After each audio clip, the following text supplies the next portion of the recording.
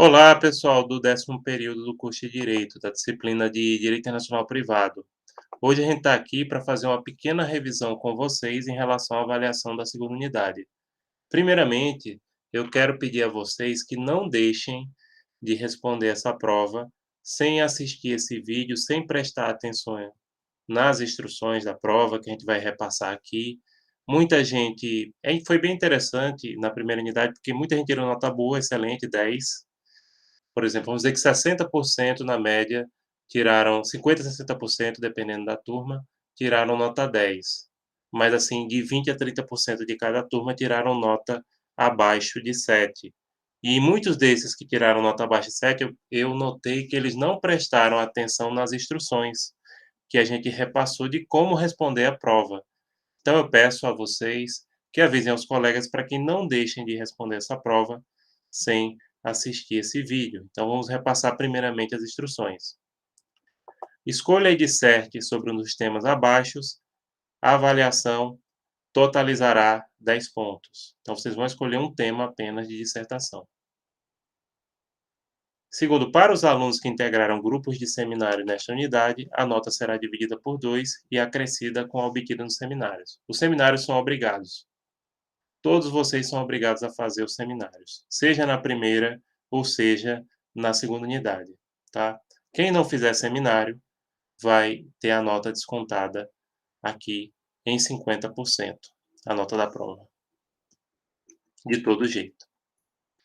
A resposta deverá ser feita em no mínimo 15 e no máximo 25 linhas, respeite essa parte formal, fonte Arial, tamanho 12, negrito, espaço 1.0 ou espaço simples, exclusivamente em formato Word ou PDF. Então obedeça esses requisitos formais aqui, senão a gente vai tirar a pontuação de vocês, né? A prova, pessoal, vai ficar aproximadamente 15 dias para você responder. Então, eu vou ser criterioso na correção, até porque estou aqui explicando para vocês, o que é que eu quero da prova. Então, por favor, sigam essas instruções, né? A resposta da prova poderá ser feita neste modelo, nesse formulário, ou em um arquivo único à parte. Não será considerada a resposta em formato de comentário no Moodle. Então, pessoal, façam a prova ou nesse formulário ou num arquivo à parte. Não esqueçam de colocar o nome. Ah, eu não tiro ponto se você esqueceu de colocar o nome, porque tem como identificar essa prova. Dá mais trabalho, mas tem como a gente identificar ela através do Moodle. Inclusive, é um dos motivos pelo qual eu peço, mandem pelo Moodle, porque a prova fica lá registrada e dá para ver quem mandou aquela prova, mesmo se a pessoa não escreveu o nome. Porque às vezes tem aluno, não, eu quero enviar por e-mail. Muitos alunos entram, não, gostaria de enviar por e-mail, que é mais fácil. O Moodle é difícil de usar, só que o Moodle deixa registrado. O Moodle, pessoal, é questão de costume, ele é uma ferramenta bem sofisticada, um pouco complicadinho, mas dá para usar e tem muitas ferramentas interessantes, né? A resposta deverá ser realizada em formato dissertativo, num texto corrido único, tendo introdução, desenvolvimento e conclusão, sem o nome desses tópicos, conforme a redação do próprio aluno, utilizando suas próprias palavras. Erros de digitação, português, ortografia e pontuação impliquem redução proporcional da nota da seção avaliada a critério do professor. Pessoal, aqui é uma dissertação, tá? E como toda dissertação, ela tem que ter introdução, desenvolvimento e conclusão sem esses nomes. Teve inclusive gente que entregou com os nomes: introdução, desenvolvimento, conclusão. Não era nada disso. É um texto corrido único, né? E utilizando as palavras do aluno. Olha, ninguém em nenhuma das turmas tirou nota máxima 10. O máximo que chegou foi 9, acho que 9,5, mas ninguém tirou 10. Por quê? Porque eu notei que os alunos estão muito fazendo um texto colado nos autores, e aí isso é uma dissertação, ou seja, tem que ser feita de acordo com as suas palavras, não seguindo inclusive a ordem de argumentos do autor do livro pesquisado ou do artigo que vocês pesquisaram para fazer. Então, como é que eu recomendo que vocês façam essa prova? Leiam o que o autor diz, ou vários autores, se vocês precisarem vários, e depois escrevam sem olhar aquilo. Pode depois conferir, claro, se errou algum detalhe, alguma coisa, mas a primeira redação é dizer: leia e depois senta para escrever o que diz. Não copie, cole e adapte, porque a maioria, inclusive a gente tem essa experiência, a gente nota o seguinte: o aluno copiou e colou o que o autor disse e depois foi adaptar até a ordem de argumentos. Não são os argumentos do aluno, mas são os argumentos do autor que ele pesquisou. Como eu vou deixar essa prova 15 dias, então a gente vai ter uma correção muito criteriosa, erros de digitação, erros de português, ortografia, pontuação vão ser descontados, sim. Isso é uma dissertação feita que deve ser feita com calma, não deixem para fazer de última hora.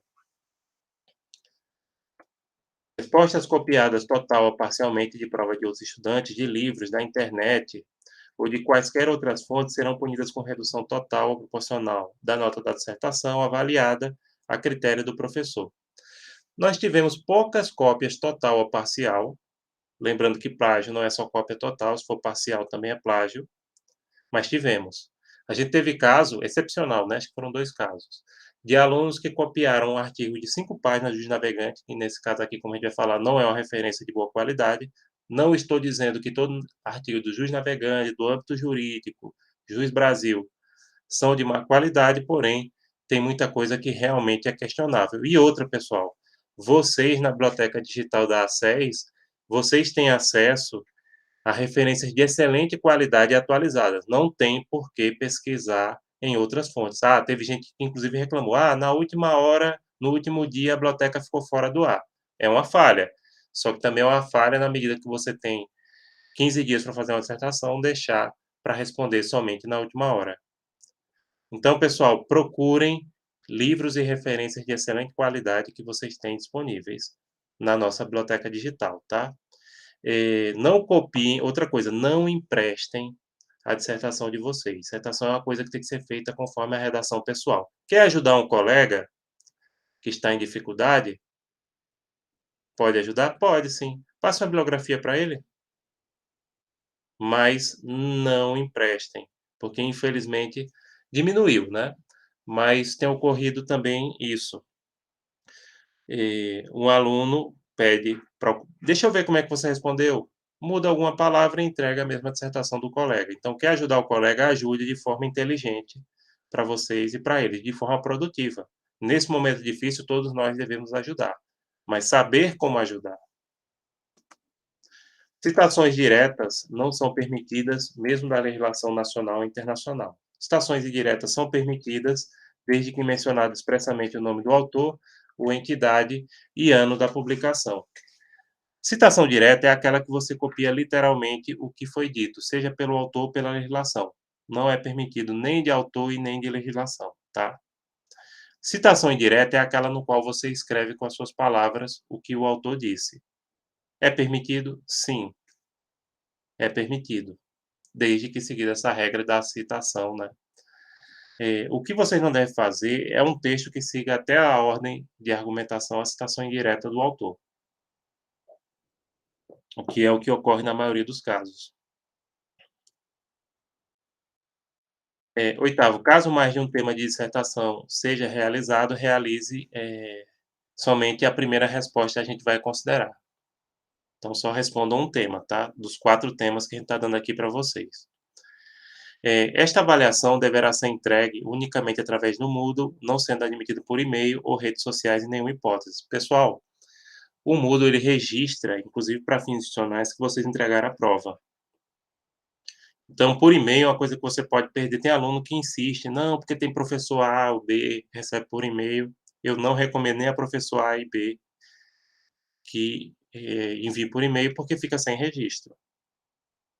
Então, só entrega através do Moodle. Se tiverem dificuldades, entre em contato com o suporte. O suporte tem melhorado nesse semestre bastante a sua atuação, tem dado respostas mais ágeis, tá?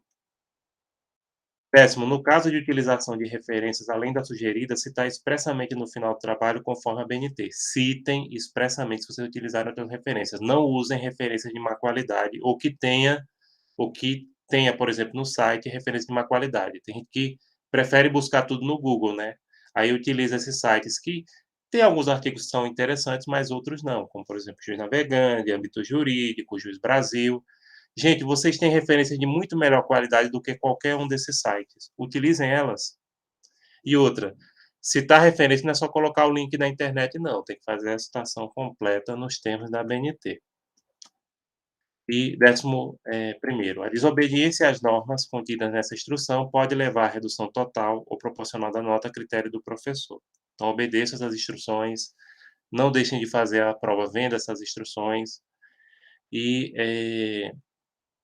senão a gente vai ser criterioso, como eu disse, até pelo tempo e pelas instruções que a gente está dando aqui, a gente vai cobrar. Então, procurem caprichar nessa dissertação. 12º, caso o estudante perca o prazo de envio dessa prova em até 24 horas após o seu término, poderá requerer ao professor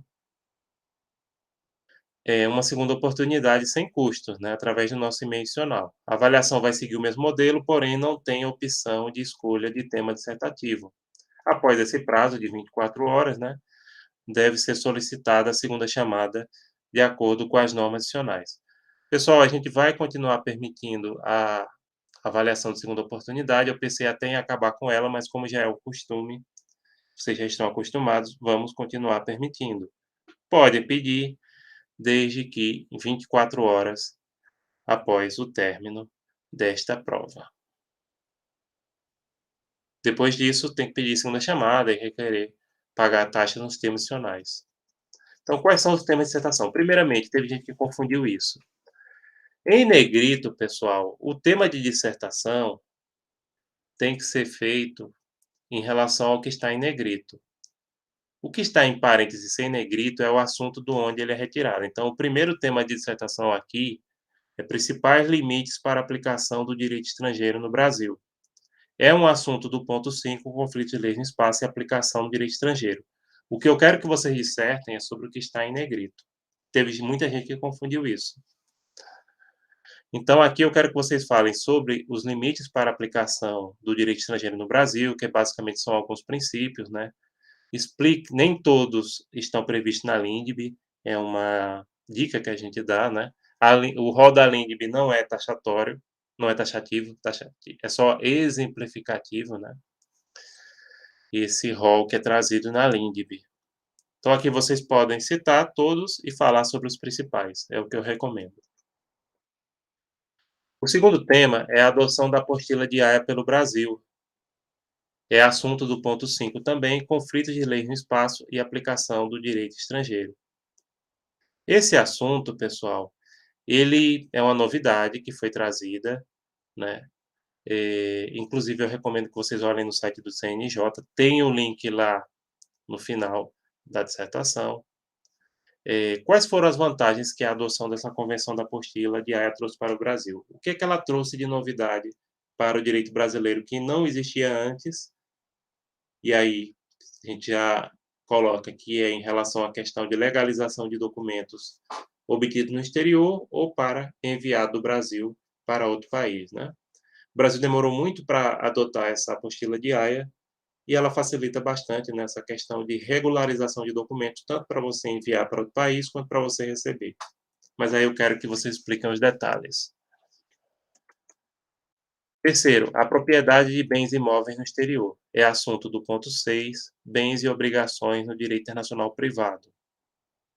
Como eu estou dizendo aqui, o assunto, a delimitação do tema de dissertação é o que está em negrito, né? O que está em parênteses é o assunto do qual ele é retirado. Então, aqui vocês vão falar sobre a aquisição de bens imóveis no exterior, vão falar o princípio que rege essa aquisição de bens imóveis no exterior, que é basicamente adotado em todos os países, ou todos que a gente conhece, como eu costumo falar nas aulas. E, por exemplo, tanto pode ser em relação a brasileiros que comprem bens imóveis lá fora, quanto estrangeiros que comprem bens imóveis aqui. Então, como é que fica regida essa questão da propriedade dos bens imóveis no exterior, né? 4. A celebração de casamentos no exterior, que é assunto do ponto 7, direito de família e sucessões no direito internacional privado. Nesse tema de dissertação, a celebração de casamentos no exterior, eu quero que vocês expliquem aqui qual é a lei que rege, quais são as formalidades, quem pode celebrar esse casamento, tanto em relação a brasileiros que casam no exterior, seja brasileiros com estrangeiros, ou brasileiros entre si, ou o contrário, né? estrangeiros que casem no Brasil ou estrangeiros, por exemplo, que casem um estrangeiro que case com um brasileiro aqui no Brasil também. Então expliquem como é que funciona essa questão, qual é a legislação que regula, eh, e aí um aspecto importante, tanto em relação quando o casamento é celebrado perante as autoridades diplomáticas ou consulares dos respectivos países, quanto, nas autoridades do próprio país. Bom, pessoal, a resposta da dissertação a gente já falou, pode ser feita nesse espaço em branco ou numa folha à parte, em formato Word ou PDF, a escolha de vocês. E aí, por favor, identifiquem.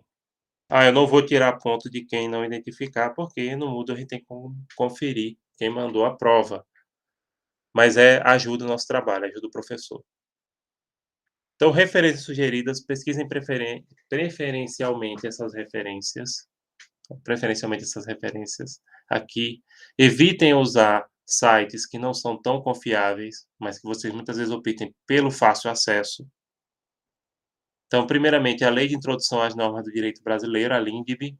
Teve gente que falou em leak na prova passada, ou seja, pesquisou uma fonte muito antiga, porque mudou de LINDB desde 2010.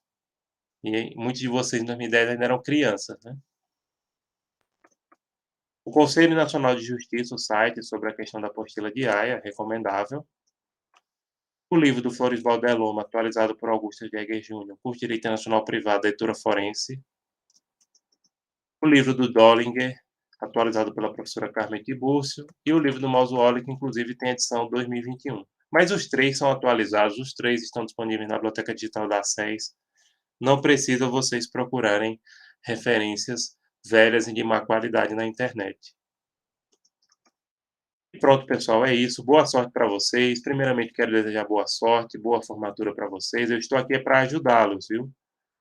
Porém, o meu compromisso sempre é com o ensino de qualidade. É por isso que às vezes a gente é um pouco exigente, tá? Mas, de antemão, boa sorte a cada um. Deixo meu abraço a vocês e fico à disposição para qualquer dúvida. Entre em contato conosco, tá? Um abraço e boa sorte, pessoal.